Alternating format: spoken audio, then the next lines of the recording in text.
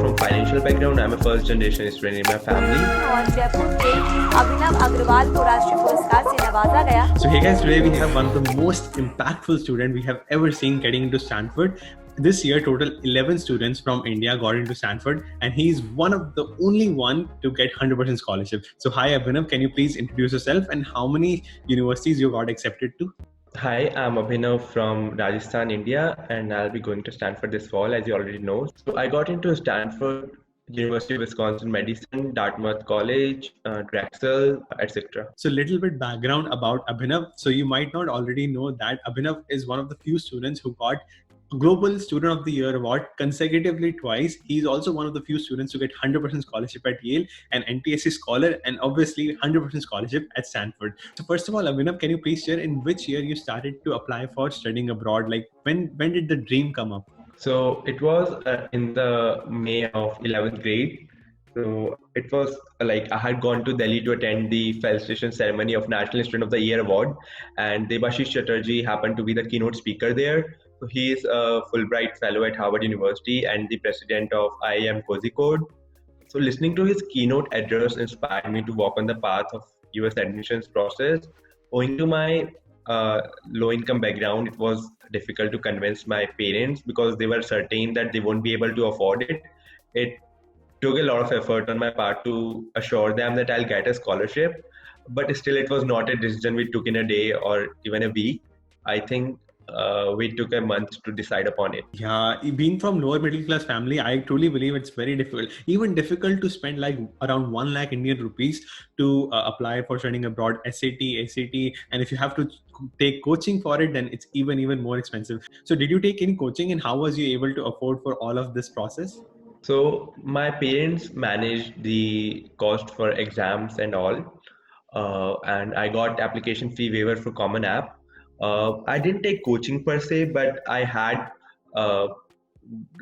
had someone who I could go to. So I had one of my Fiji teacher. He guided me throughout this process, but of course I couldn't budge him too much.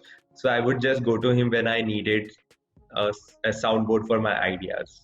So as we already know that Stanford bonds a well-rounded class as compared to a well-rounded student. So what do you think stood out the most in your profile that got you accepted? So it's difficult to tell what exactly stood out, but when I look at it now, I think there are 4 or 5 themes that pop out. They are entrepreneurial mindset, zeal to serve others, resilience, strong STEM background, and I think a learner's attitude. I didn't realize it back then while I was applying, of course, but I have reasons to believe that admission officer reading my application would have noticed these themes and might have created a persona out of it, which apparently worked in my favor. And there's this notion that you need to have a clear spike, like you need to be a national level swimmer or national, like you need to be a national level like programmer or something like that to get into these schools, or an Olympiad gold medalist. But I think all you need is passion towards something. If you can show them that you are passionate about, let's say you are a writer and you didn't have all those opportunities, and if you can show them that I'm passionate about writing, let's say you created a blog or you just wrote your pieces on paper and posted it on Instagram or Facebook, if you can show that, then that would be your spike. Like you don't need to worry about being a gold medalist or something like that. So that's so incredible. And the most impactful thing that I've noticed in your profile is Tech Soch. So using this startup, you have been able to impact more than 250 lives all over the world of students with providing them better education. So how did the idea of starting this startup come up, and how did it all started? I used to go to my dad's office, and there was this kid who would just come and beg for money. So one day I struck a conversation with him, and during that conversation, I realized that his life revolved around just begging, eating, and playing since his father couldn't afford to send him to school. That night, I had this epiphany that why cannot I bring a school to these children? And this was basically the defining moment that marked the birth of Tech Soch. In hindsight, I don't think I have done much. I could have definitely done better because on a macro scale, 250 students don't count much. But at a micro level, the individual lives of those children have been deeply impacted. Besides, I didn't try to raise any funds for it. I basically used the savings I had from various competitions and all. Wow. And in which class did you start this startup? कौन सी class में था? In 11th. Oh, wow. So that's so incredible. So in 11th grade, you started a startup and you were also planning to apply abroad. And on the top of that, getting Yale Young Global Scholars Award, NTSC recognition. So how were you able to manage so much? So I basically worked in voids and minimized the time I spent doing unnecessary stuff. Moreover, I used to meditate, pray, and water plants in order to stay calm. Uh, I also reduced my sleep time, but I wouldn't recommend doing that because it is harmful for your memory and health in general. So, in fact, like I had to keep polishing my memory by memorizing unnecessary details such as value of pi up to 100 decimal places and all. So, I would definitely not recommend reducing your sleep time. That's incredible. So how a day in life of a startup founder and a student with so many rewards look like? So can you please share how you used to manage every day? So in 11th, I guess I used to wake up at around 5 or 6, get ready for school. After coming back from the school, I would go to our office. I would spend time there, and I think at around 8 or 9 in the evening, I would come back home, and then I would do work on these projects and my homework. And like the thing about 11th standard is you don't get too much homework if your concepts are clear, so you just have to like understand stuff. So I would like study for some time and then I would work on these projects and then I would take some online courses. I used to sleep at around 2 a.m. So I would get like 3 hours of sleep every night. Oh my God. That is so incredible. And what about FitG? Do you used to take any coaching for JE? Because a lot of students, they start with JE, then they quit and then they start abroad. So was it part of your journey? So I was taking JE coaching since 9th standard. I had received like a scholarship from FITCI to for that as well. But in 11th standard, I decided that this is not what I want to do. I don't want to spend next 2 years of my life just cramming up formulas and solving numericals. I mean, there's nothing wrong with that. If you are good with that, you can definitely do that. But I personally didn't want to do that anymore. And so I left JE coaching. I focused more on this. Yeah, same. I did. I started a little bit late, like in 12th grade, but 11th grade was not that early, but not that late either. So it was probably one of the right time to prepare to apply abroad. So since you already said that you didn't join any coaching for AP exams, SAT exams, SAT subject tests, and even TOEFL, so what would be some of the tips or strategies you would like to give other students who don't have the money to afford coaching?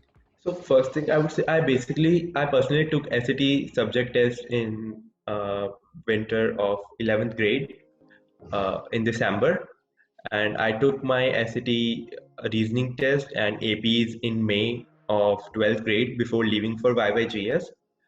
So with SAT, what happened was like I didn't have a passport, and I registered for November SAT subject test, and I didn't have a passport. And I realized a day before the exam that you'll need a passport to enter the exam center. So I had to like reschedule it, and I had to like get those things done in a month.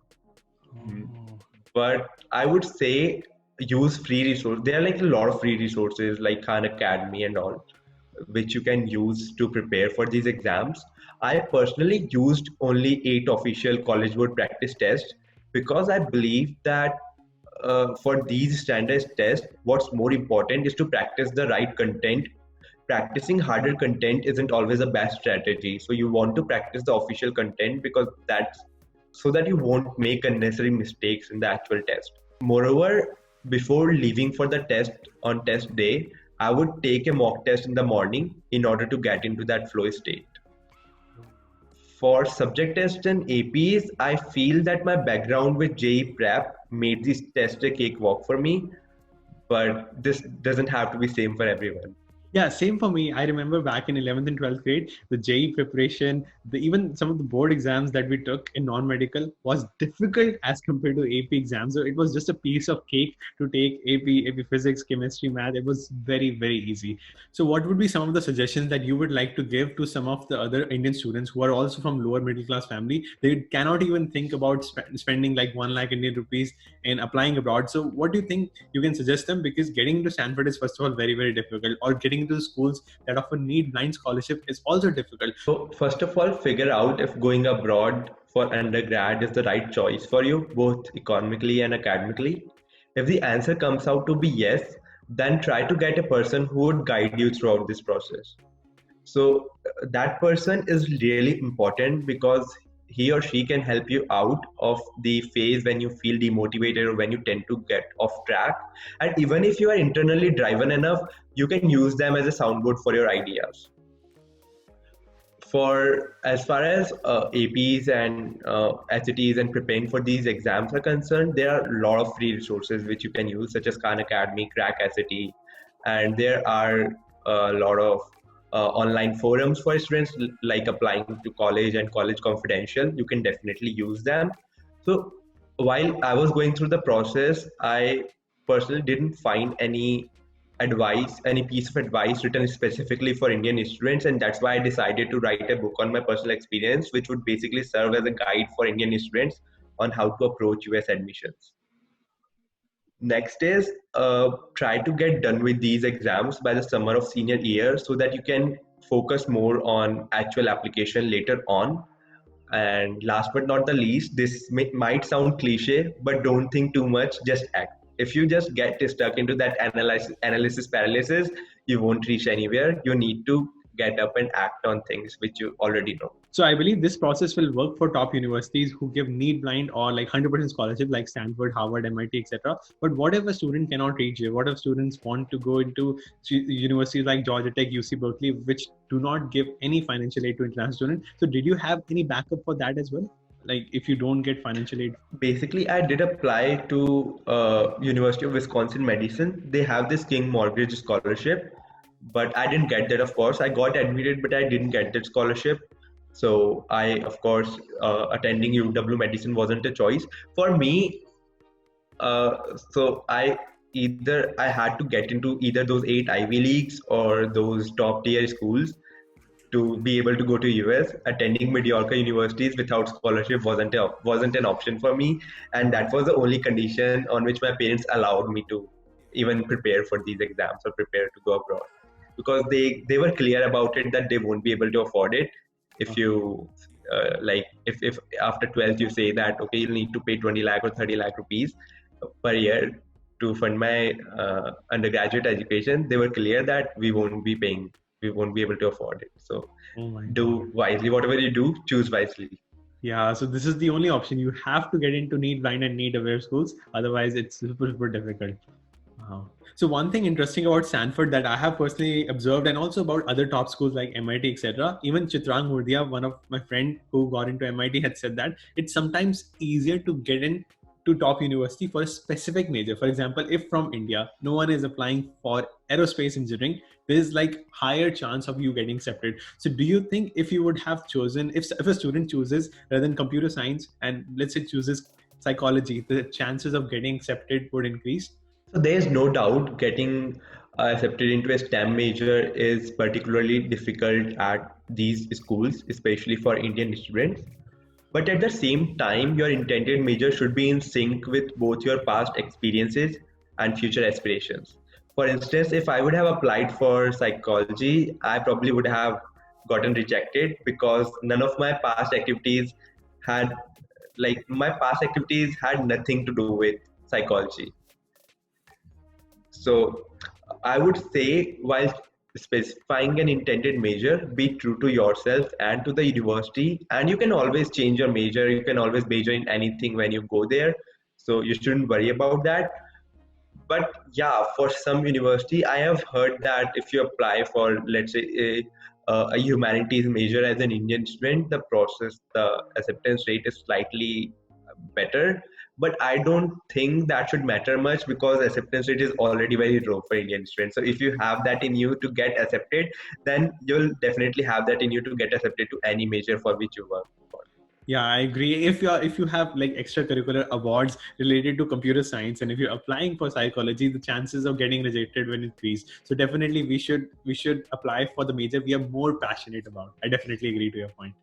So can you please share a little bit background about your family and how you were able to convince them? Because being from lower middle class family, it's very difficult. So I am, apart from financial background, I'm a first generation student in my family. But I was privileged in enough in a sense that my parents wouldn't say no to me if I want to do something. Of course, they will ask me the reason why I want to do that. They will discuss it with me, but most of the time they would say, "Go ahead and do it." So I was privileged in that sense.